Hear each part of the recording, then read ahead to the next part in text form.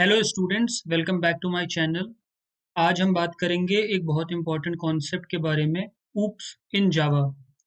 जावा को object oriented language क्यों बोलते हैं और इसका क्या मतलब होता है, ये आज हम समझेंगे सिंपल एग्जांपल्स के साथ।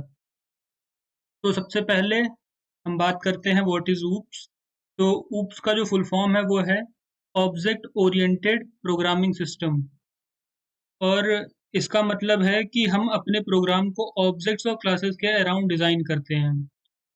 ये एक प्रोग्रामिंग करने का स्टाइल है जहाँ पे हमारी जो चीज़ें हैं वो ऑब्जेक्ट और क्लासेस के अराउंड घूमती हैं।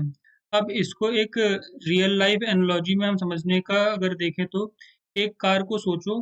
कार के अंदर डेटा होगा जैसे कलर, मॉडल, स्पीड, और कार के अंदर बिहेवियर होगा जैसे स्टार्ट, स्टॉप, एक्सेलरेट। ये डेटा और बिहेवियर को हम प्रोग्रामिंग में क्लासेस और ऑब्जेक्ट के फॉर्म में रिप्रेजेंट करते हैं। अब क्लासेस एंड ऑब्जेक्ट को थोड़ा थोड़ा सा समझते हैं कि क्या चीज़ें हैं। तो क्लासेस जो हैं वो ब्लूप्रिंट हैं या फिर टेम्पलेट हैं जो कि ऑब्जेक्ट को क्रिएट करने में हेल्प करते हैं। जैसे कि आर्किटेक्ट एक घर को डिज़ाइन बनाता है, वैसे ही क्लास एक डिज़ाइन बनाता है। ऑब्जेक्ट इंस्टेंस ऑफ क्लास है, मतलब ऑब्जेक्ट उस डिजाइन का रियल वर्ल्ड इंस्टेंस होता है। मतलब अगर मैंने एक कार क्लास बनाई और उसमें न्यू कार लिखकर ऑब्जेक्ट बनाया, तो अब मेरा उसका पास एक रियल कार ऑब्जेक्ट है जिसके प्रॉपर्टीज और मेथड्स को मैं यूज कर सकता हूँ।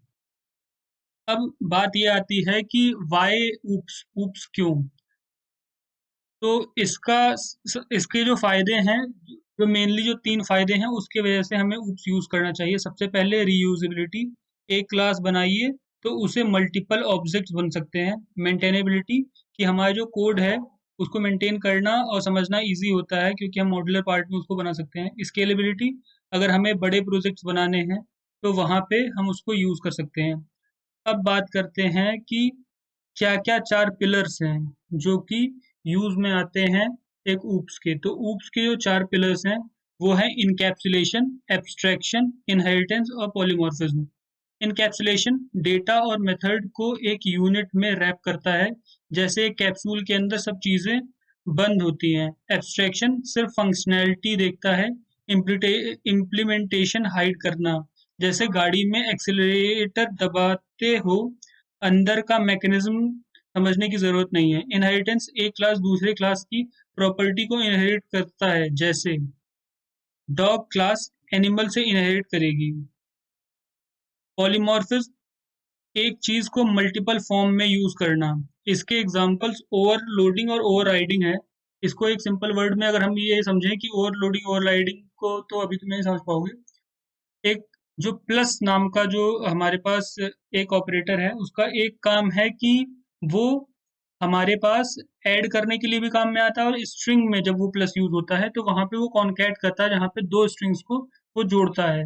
तो इस तरह से एक ही चीज को हम मल्टीपल फॉर्म्स में यूज कर सकते हैं। तो ये ऊप्स का एक पिलर है। तो आई होप तुम्हें ये जो बातें हैं ऊप्स की, ये समझ में आ गई होंगी कि ऊप्स हमें क्यों इम्पोर्टेंट है, ऊप्स होता क्या है, और क्लास एंड ऑब्जेक्ट्स क्या हैं, और 4 पिलर्स क्या हैं। अब इसके बारे में आगे हम डिस्कस करेंगे अपने नेक्स्ट वीडियो में, जहाँ पे हम फर्दर और डिटेल में जाएंगे हर एक टॉपिक पे। तो थैंक यू।